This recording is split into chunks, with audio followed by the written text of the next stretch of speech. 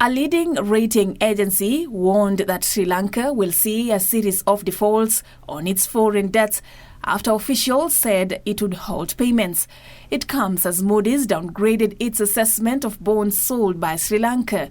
Sri Lankan officials, led by Finance Minister Ali Sabry, are in Washington this week for talks with the IMF as the South Asian nation faces its worst economic crisis in more than 70 years.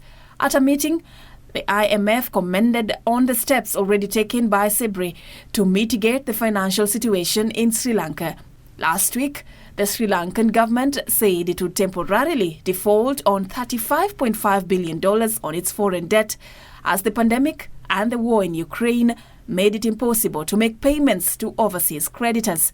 Meanwhile, a Rolls-Royce design for a small modular nuclear reactor will likely receive UK regulatory approval by mid-2024 and be able to produce grid power by 2029. The British government asked its nuclear regulator to start the approval process in March, having backed Rolls-Royce's $546 million funding round in November to develop the country's first reactor.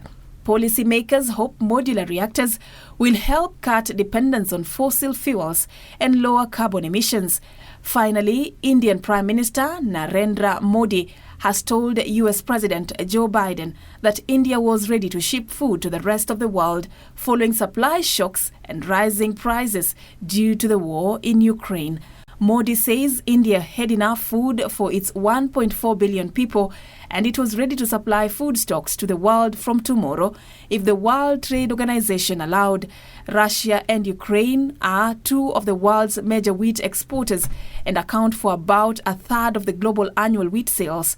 The two countries also account for 55% of the global annual sunflower oil exports and 17% of exports of maize and barley. Together, they were expected to export 14 million tons of wheat and over 16 million tons of maize this year, according to FAO.